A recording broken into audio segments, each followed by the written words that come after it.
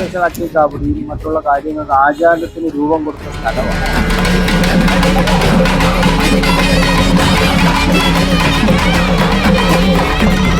ഭഗവാന്റെ ഉത്തരവാണ്. അവിടെ ഞാൻ 50 വർഷം കാവടി എടുത്തിട്ടുണ്ടെന്ന് സ്വാമിയുടെ കൂടെ, ഇല്ലെങ്കിൽ ഞാൻ 70 വർഷം എടുത്തിട്ടുണ്ടെന്ന് പറഞ്ഞിട്ട് കാര്യം.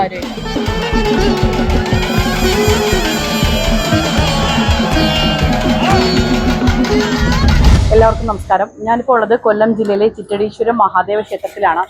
നമുക്കറിയാം, തൈപ്പൂയം ജനുവരി 30 മുതൽ ഫെബ്രുവരി 1 വരെ നടക്കുന്ന തൈപ്പൂയ മഹോത്സവത്തിന്റെ ഒരുക്കങ്ങൾ നടക്കുകയാണ്. കേരളത്തിൽ അത്യപൂർവമായ രീതിയിൽ നമുക്കറിയാം, തൈപ്പൂയം എന്ന് കേൾക്കുമ്പോഴത്തേക്ക് ഒരുപാട് വിശ്വാസത്തിന്റെ ആചാരത്തിന്റെ ഒക്കെ പാരമ്യതയാണ്.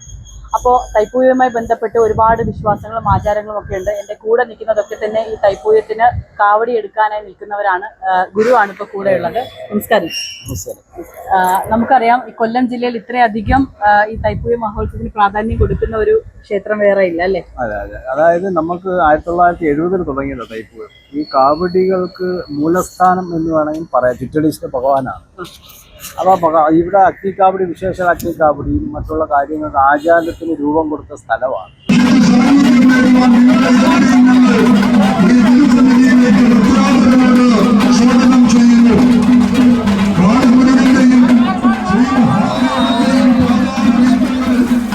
അതായത് ഭഗവാനാണ് ഇതിന്റെ കാരണപ്പോഴും. അപ്പോൾ കാലകാലങ്ങളായിട്ട് നടന്നുകൊണ്ടിരിക്കുന്നു. 2026 വന്നു. അപ്പോൾ അതിൻ്റെ 91 ദിവസത്തെ വ്രതക്കാർ, അതിലുള്ള തുളസിരം അഗ്നിക്കാവടിയുടെ വ്രതക്കാരുണ്ട്. പ്രവർത്തനം നടന്നുകൊണ്ടിരിക്കുകയാണ്. നമുക്കറിയാം, ഇപ്പോൾ ആചാരങ്ങൾക്കോ അല്ലെങ്കിൽ ആ ഒരു കാര്യങ്ങൾക്കൊന്നും വലിയ രീതിയിൽ ചെറുപ്പക്കാരൊക്കെ ആണെങ്കിൽ ചിലപ്പോൾ 2 ദിവസം വ്രതം നിൽക്കുക, അങ്ങനെയൊക്കെയല്ലേ? വ്രതശുദ്ധി എങ്ങനെയാണ് ഇതിൽ? ഇവിടെ എന്ന് പറയുന്നത് ഭഗവാന്റെ പ്രോട്ടോകോൾ ഭയങ്കരമാണ്. കാപ്പ് കെട്ടിയ ദേവഭൂമിയിൽ ഒന്ന് കിടക്കണം. കുറഞ്ഞത് ഒരു ഭൂരിപക്ഷം 41, ഇല്ലെങ്കിൽ മനുഷ്യരല്ല എന്തെങ്കിലും തടസ്സം വല്ലതും ഉണ്ടെങ്കിൽ 21 ദിവസം കിടന്നേ പറ്റത്തുള്ളൂ. കിടന്നാൽ മാത്രമാണ് ആ ഭക്തൻ എന്താണ് ആചാരം, ആ ആചാരം കൊടുക്കത്തുള്ളൂ. കരഞ്ഞിട്ടൊന്നും കാര്യമില്ല, ഇല്ലെങ്കിൽ നമുക്ക് ആ ഒരു ഫലം കിട്ടത്തില്ല. അങ്ങനെയാണ് ഇവിടുത്തെ ഭഗവാന്റെ ഉത്തരവാണ്. അവിടെ ഞാൻ 50 വർഷം കാവടി എടുത്തിട്ടുണ്ടെന്ന് സ്വാമിയുടെ കൂടെ, ഇല്ലെങ്കിൽ ഞാൻ 70 വർഷം എടുത്തിട്ടുണ്ടെന്ന് പറഞ്ഞിട്ട് കാര്യമില്ല. ഇവിടെ ഇന്നലേക്ക് സ്ഥാനമില്ല, നാളേക്കേ ഉള്ളു സ്ഥാനം. ഭഗവാന്റെ ഉത്തരവാണ്. ഇവരെല്ലാവരും തന്നെ അത്രത്തോളം കഠിനമായ വ്രതത്തിലായിരുന്നു. ഞങ്ങളെല്ലാം 41 ദിവസം, അതായത് ഒരു മണ്ഡലകാലം തന്നെ നോയമ്പെടുത്തുകൊണ്ടാണ് ഇവിടെ ഈ ചടങ്ങ് ചെയ്യുന്നത്. ഏതൊക്കെ കാവടികളാണ് ഇവിടുത്തെ ഏറ്റവും വലിയ പ്രത്യേകത? ഇവിടെ വിശേഷാൽ അഗ്നിക്കാവടി, പിന്നെ നമുക്ക് പുറകില് ഭഗവാന്റെ 2 തേരുണ്ട്. മനുഷ്യന്റെ ഭക്തന്മാരത് സ്വന്തമായിട്ട് ശരീരത്തിൽ ധരിച്ച് ഇങ്ങോട്ട് കൊണ്ടുവരും. അപ്പൊ ഇവിടെ നിന്നാണ് ശരിക്കും പറഞ്ഞാല് തുടങ്ങുന്നത്. ഇവിടെ ഈ കേരളത്തിന്റെ, എനിക്ക് തോന്നുന്നത് കേരളത്തിന്റെ ഈ ആദിമൂലം എന്ന് പറഞ്ഞ ചിറ്റടീശ്വരായിരിക്കാം. അപ്പൊ നമ്മുടെ ഈ തൈപ്പൂയ ദിവസം ഇവിടെ നിന്നും എങ്ങനെയാണ് ഇവിടുത്തെ പ്രദക്ഷിണം എവിടം വരെയൊക്കെ ആയിരിക്കും? ഇവിടെ എന്ന് പറയുന്നത് നമുക്ക് വെള്ളിയാഴ്ച ദേവിയെ കുടിയിരുത്തി അന്ന് മഞ്ഞക്കാപ്പ് കിട്ടും. എന്ന് വെച്ച് കഴിഞ്ഞാൽ അമ്മയെ ആവാഹിച്ച് വിട്ടിട്ട് അമ്മ വന്നാണ് എല്ലാവർക്കും അനുഗ്രഹം കൊടുക്കുന്നത്. ഭഗവതി സാക്ഷാൽ പരമേശ്വരി വന്നാണ് എല്ലാവർക്കും. അമ്മയും അച്ഛനൊന്നും പറയുന്നതാണല്ലോ ഈ പരബ്രഹ്മം.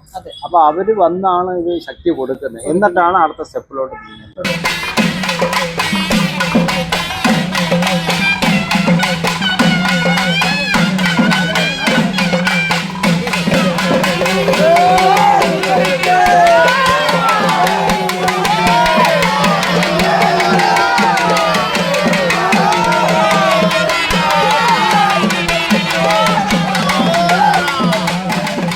നമുക്കറിയാം, അത്തരം രംഗങ്ങളൊക്കെ നമ്മൾ കാണുമ്പോൾ തന്നെ വളരെയധികം ചിലപ്പം ഭക്തിക്കപ്പുറം ഭയം തോന്നാറുണ്ടല്ലേ? അതുമല്ലാതെ ചിറ്റടീശ്വരത്തെ ദേവസ്ഥാനം ഈ റോഡിന്റെ അപ്പുറത്ത് വേറെ അന്തരീക്ഷവും, ഈ ഗേറ്റിനകത്ത് വേറെ അന്തരീക്ഷവും, തിരുനടയ്ക്കകത്ത് വേറെ അന്തരീക്ഷവും. അത് നമ്മൾ ഏതൊരു വ്യക്തി പോയാലേ അതറിയാൻ പറ്റും. ഞാനിപ്പം ആ ഗേറ്റിന്റെ വെളിയിൽ വേറെ അന്തരീക്ഷവും, ഇതിന് ആനക്കൊണ്ടിന് വേറെ അന്തരീക്ഷം, തിരുനടയ്ക്ക് അപ്പുറത്ത് പോകുക, അത് എനിക്ക് മാത്രം അറിയാകത്തുള്ളൂ. അപ്പൊ അവരവർ പോയാലേ അത് അറിയാകത്തുള്ളൂ. നല്ല കോളേജിൽ അഡ്മിഷൻ കിട്ടാൻ എന്ത് ചെയ്യണം? നന്നായി പഠിക്കണം. ഓക്കെ. അപ്പൊ അദ്ദേഹം പറഞ്ഞ കാര്യങ്ങളൊക്കെ തന്നെ ഈ പറഞ്ഞ ശിഷ്യന്മാർക്ക് ഏറ്റവും അധികം ബാധകമായിരിക്കുകയാണ്. ഇവരൊക്കെ തന്നെ കഴിഞ്ഞ കുറച്ച് ദിവസങ്ങളായല്ലേ, 41 ദിവസത്തെ വ്രതത്തിലാണ്. എങ്ങനെയാണ്? 48 ആണല്ലേ? അത് വലിയ രീതിയിലുള്ള ശക്തമായ രീതിയിലുള്ള ഒരു വ്രതശുദ്ധിയുടെ നാളുകൾ എന്ന് വേണമെങ്കിൽ പറയാം. കാര്യം മറ്റാരോടും ഹിന്ദുമത ആചാരപ്രകാരം മറ്റൊരു ദൈവങ്ങളെ കണക്കല്ല സ്കന്ദൻ അല്ലെങ്കിൽ മുരുകൻ എന്ന് പറയുന്നത് വളരെയധികം ഇത്തിരി അല്ലേ? ഇവിടെ ചിറ്റടീശ്വര ശ്രീ മഹാദേവ ക്ഷേത്രമാണ്. അച്ഛനാണ് പ്രാധാന്യം, അമ്മയുണ്ട് എന്ന് വെച്ചാൽ എല്ലാവരും ഉണ്ട്.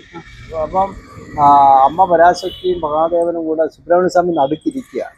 അപ്പൊ ഇവിടെ പൂർവാധിക ഭംഗിയായിട്ട് പണ്ടുള്ള ഒരു ദേവഗീതം നോക്കി സുബ്രഹ്മണ്യ സ്വാമിക്കും ഈ തൈപ്പൂയ മഹോത്സവം ഭംഗിയായിട്ട് നടത്തണമെന്നും ആ കാലയളവിൽ ഇരുന്ന ഒരു ദേവഗീതം നോക്കിയിട്ടാണ് നടന്നുകൊണ്ട് അപ്രകാരമാണ് ഇപ്പോഴും നടന്നുകൊണ്ടിരിക്കുന്നത്. അപ്പൊ ദേവനും വല്യമ്മയും കൂടെ, അത് വല്യമ്മ എന്ന് ഉദ്ദേശിക്കുന്നത് പാർവതി സാക്ഷാൽ പാർവതി ദേവി, ഇവര് രണ്ടുപേരും കൂടി ഇദ്ദേഹത്തിന് ശക്തി കൊടുത്തിരിക്കുകയാണ്. അപ്പൊ മഹാദേവ ക്ഷേത്രമാണെങ്കിലും സുബ്രഹ്മണ്യ സ്വാമിയാണ് ഭരണം മൊത്തം. അപ്പൊ ഏതായാലും ഭക്തിയുടെ നാളുകളാണ് ഈ ഇവരുടെ ഒക്കെ ഒപ്പം തന്നെ നമുക്ക് നിൽക്കുമ്പോൾ തന്നെ അറിയാം അത്രത്തോളം പവറായിട്ടാണ് അവർ നിൽക്കുന്നത്. കാരണം ഈ ശൂലം കുത്തുന്നതും അല്ലെങ്കിൽ അത്തരത്തിലുള്ള ചടങ്ങുകളൊക്കെ തന്നെ വളരെയധികം ദൈവികമായി കണക്കാക്കേണ്ട കാര്യങ്ങളാണ്. അത്രയധികം വ്രതശുദ്ധിയോടെ അവർ നിൽക്കുമ്പോൾ അതിനുള്ള ഫലം അവർക്കുണ്ടാകട്ടെ, നമ്മൾക്കും ഭവിക്കട്ടെ.